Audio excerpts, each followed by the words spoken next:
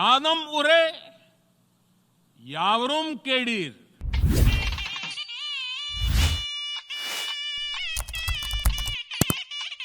செம்மொழி வலையொலி YouTube channel. இந்த சேனலின் மூலமாக, அந்த வலையொலியின் மூலமாக பல்வேறு தகவல்களை தினந்தோறும் நாங்கள் வழங்கி கொண்டிருக்கக்கூடிய அந்த நிலையில் சிலப்பதிகாரம் என்ற தலைப்பில் ஒவ்வொரு பகுதியாக வழங்கக்கூடிய அந்த தொகுப்பை முழுமையாக கண்டு பார்க்கலாம்.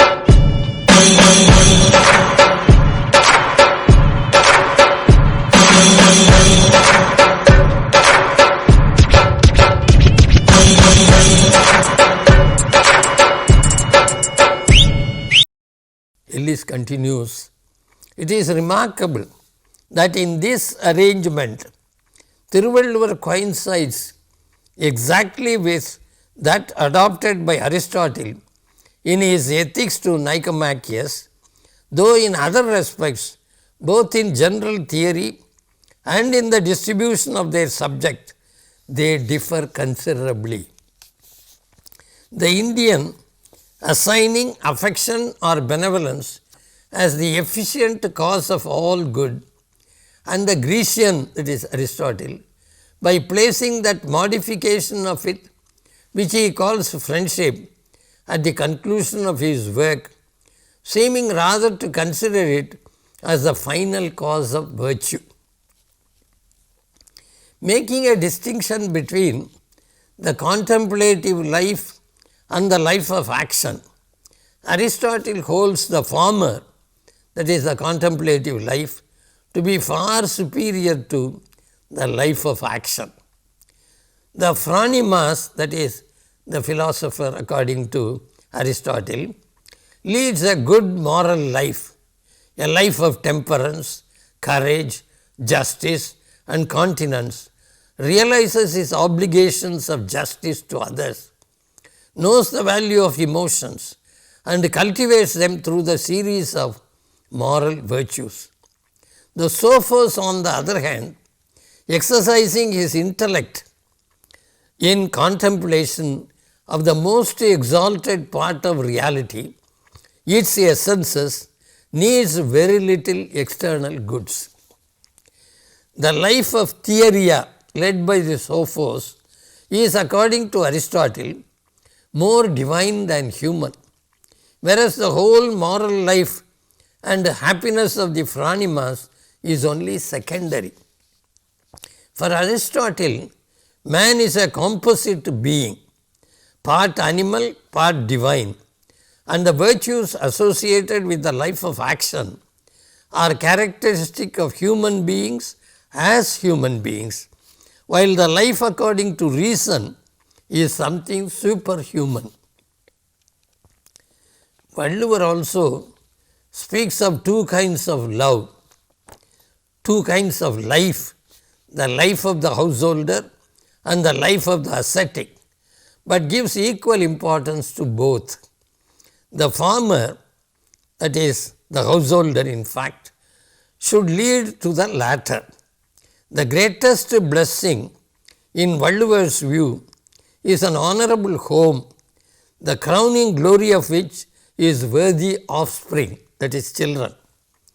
The householder, being the best of those who strive for salvation, is the mainstay of all who follow the other three paths of life, the celibates, the lay ascetics and the ascetics. Leading a virtuous life himself, the householder helps others in the observance of their vows and is therefore holier than the austere ones themselves. If he lives as he ought to live, the householder will be looked upon as a god among men. Love of mankind, hospitality, uprightness, forgiveness, obligations and goodwill to all, charity, self-control, purity of conduct, refraining from slander, from vain speaking and from evil doing are among the chief virtues of those who have chosen to lead the family life whereas the other group should practice mercy, abjure meat, undertake penance, abstain from fraud and anger, and thereby gain a higher spiritual power and vision. Most of the virtues mentioned by Thiruvalluvar in the two lists are common to both the groups, though catalogued separately to indicate priority, and the householder is expected to ascend a few rings on the ladder of life, realize the truth, and renounce his attachments to this world. If family life is not an end in itself, but only a path to asceticism, which leads to Godhead, the ascetic, giving up all sensuous pleasures, becomes the very embodiment of charity, as love for all creatures, compassion of the supreme kind alone, is his ally in asceticism. Aristotle contends that the aim of life is not goodness for its own sake, but happiness. Man's happiness lies in the full functioning of his power of thought, his reasoning ability. Virtue, which contributes to one's happiness, is not the possession of the simple man, but the achievement of experience, while the road to virtue is the middle way or the golden mean. Very often, according to Aristotle, the extremes are vices and the middle quality is a virtue or an excellence.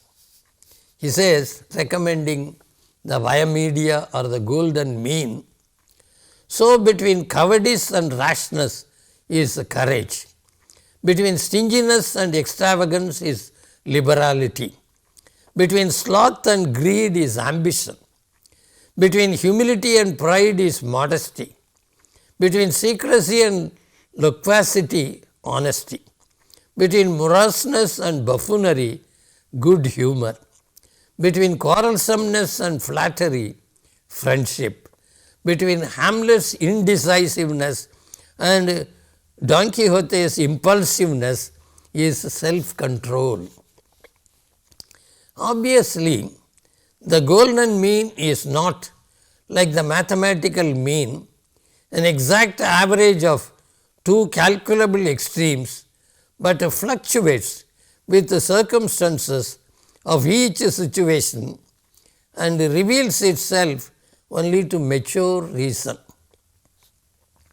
This doctrine of the golden mean is found to be the formulation of a characteristic attitude which appear in many systems of Greek philosophy, including Plato's and Aristotle's.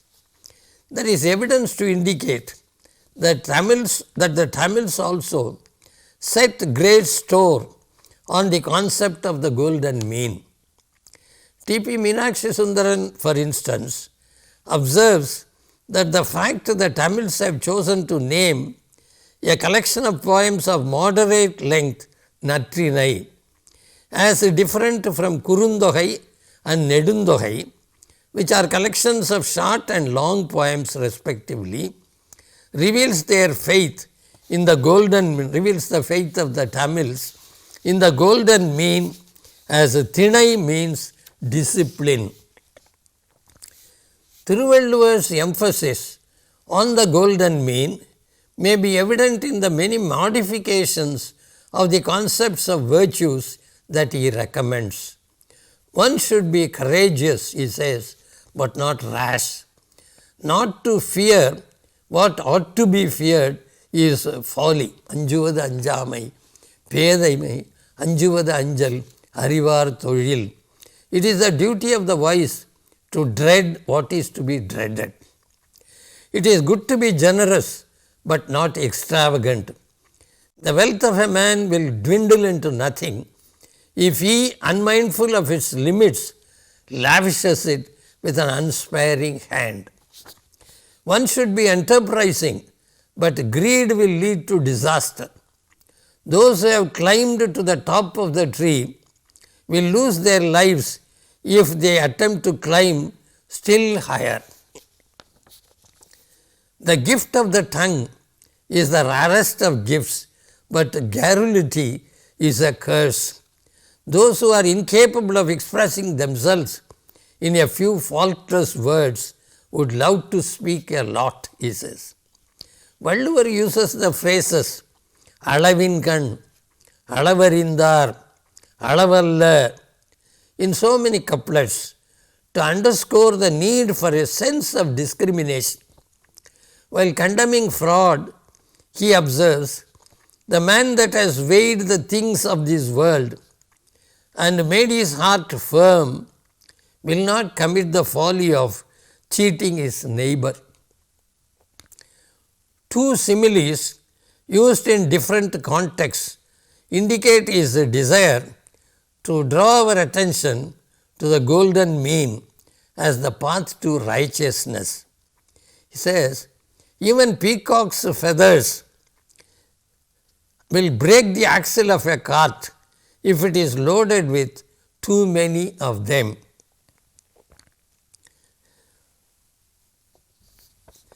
Like the scales that remain equipoised and weigh justly, the wise will incline neither to this side nor to that, and this uprightness is their glory.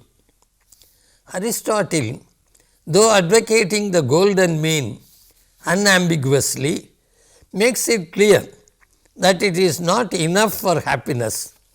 We must have friendly goods which alone can give us freedom from care and greed. Valluvar points out the need for riches more emphatically. Just as this world is not for those that lack wealth, the other world is not for those that want charity.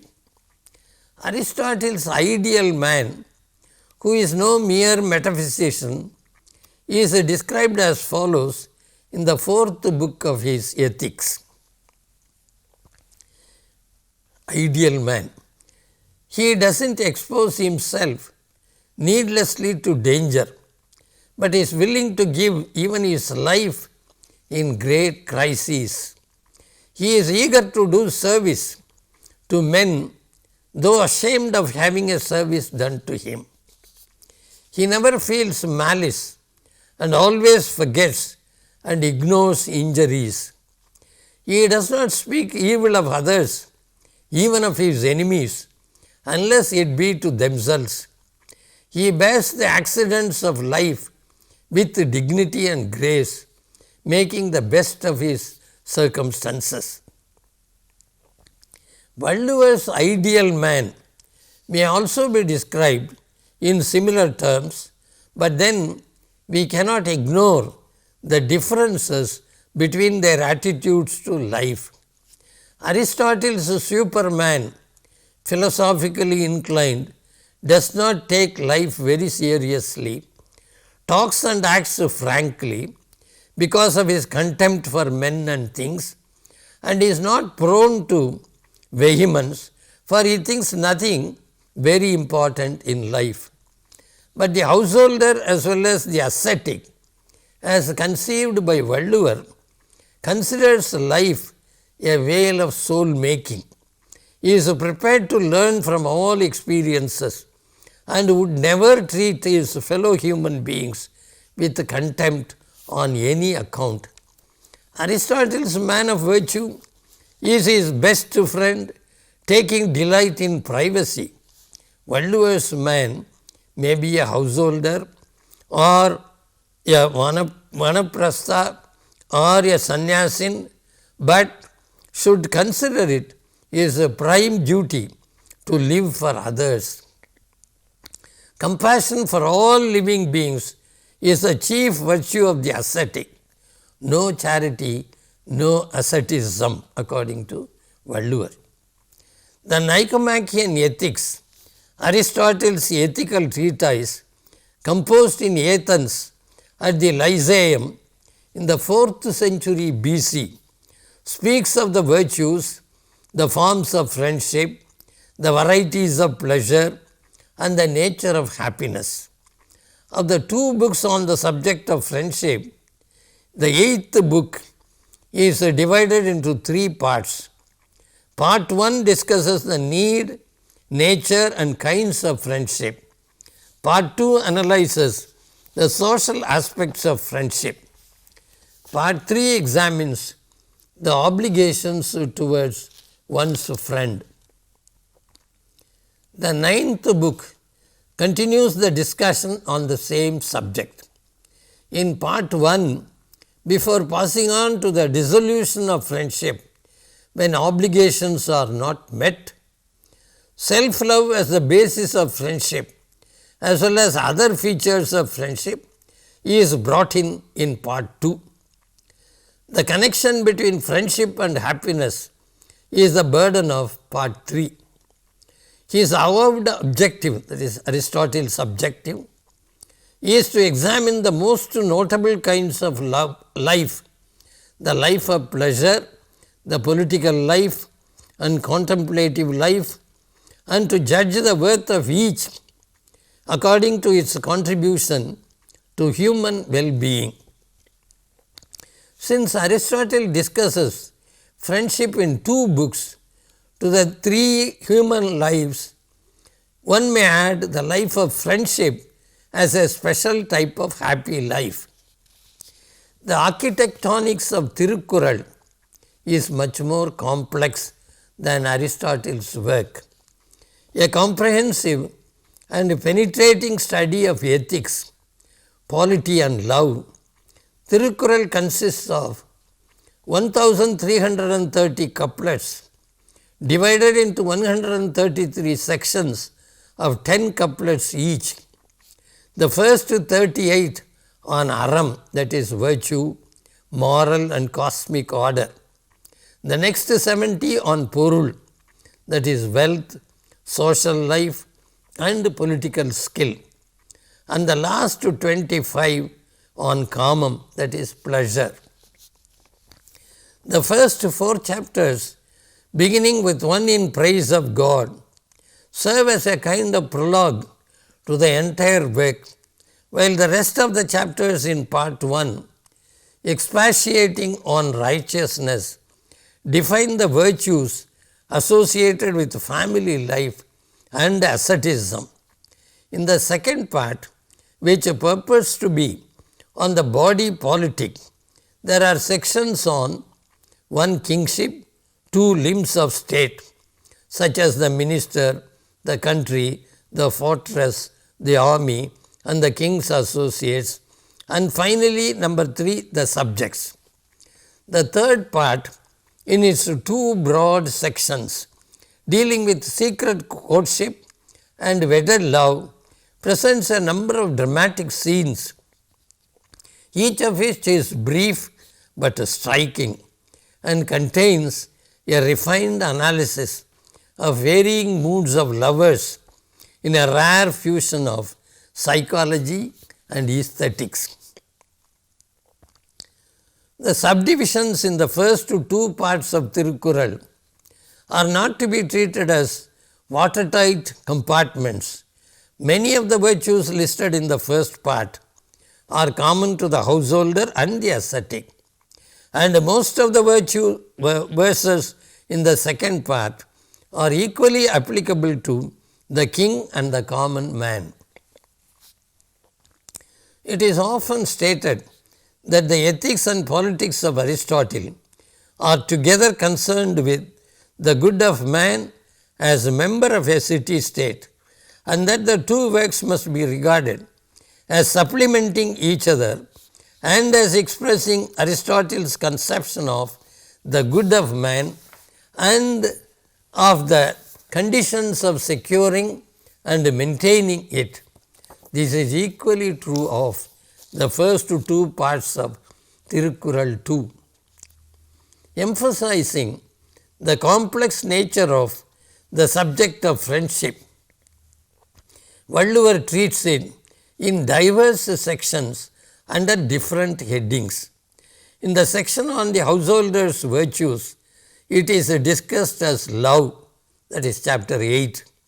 In the section on the king's virtues, it is discussed as it is brought in under the two headings, gaining the friendship of wise men and not keeping bad company. As one of the members of the body politic, it receives a detailed treatment in 5 chapters: friendship, testing friendship, intimate friendship, evil friendship, and insincere friendship. The highest and the most divine form of love, the most disinterested love for all beings, all living beings, is called Arul by Valluvar and discussed in a separate chapter in the section on asceticism. Friendship, according to Aristotle, is necessary for a good and happy life, since it plays an indispensable role in social and political life. It is a conscious, reciprocal, well-wishing based on the good qualities of friendship. What then is the basis of friendship? Aristotle's answer is that self-love is the standard, model and real basis of every friendship. His contention is that all the sentiments found in true friendship have their prototype in genuine self-love. A man's friend is another self, an extension of his own self. The more he properly loves himself, the more he imparts true love to his friends. An evil man cannot have friendly feelings towards himself. Aristotle is of the view that true self-love has to be distinguished from false self-love. A man's self-love is to be blamed only when he appropriates for himself a larger share than his due of material goods, honors and bodily pleasures. If a man is determined to do what is just, temperate, courageous and wise, he appears to be the true self-lover. To Aristotle, true self-love toward virtue itself, true self-love toward true self is not selfish or self-centered egoism. Valluvar mentions the basis of friendship in his chapter Anbudaimai. Friendship is, according to Valluvar, is ultimately due to the innate feeling of love, which is the hallmark of every human being. He says, love begets a desire, and a desire begets the immeasurable excellence of friendship. They say that it is to taste the life of love that the soul has been united with the body. The very bliss on earth is the result of a life of love, according to Valluvar. Just as the boneless worm is burnt up by the sun, the loveless being will be destroyed by aram, that is righteousness. Loveless beings live in vain. The life of the loveless being is like the flourishing of a withered tree upon parched desert. Of what avail, he asks, is a lovely outside when the soul within is devoid of love? Love is natural for every being, according to Valluvar. Bodies of loveless beings are only bones wrapped in skin.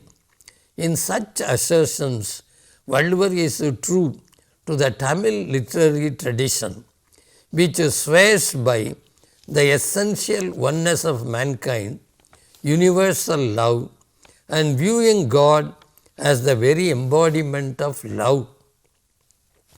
Aristotle's emphasis on self-love as the basis of friendship and Valluvar's on love are typical of their world views.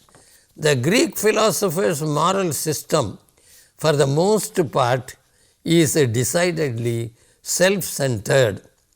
Outside the books on friendship, very little is said to suggest that men can and should take a warm personal interest in other people. Altruism is completely absent in Aristotle's work. Traces of an egoistic view are present even in the account of friendship. On the contrary, the Tamil thinker's moral system, that is, Valluvar's moral system, stresses altruism, selfless love, and the individual's obligations to society too often.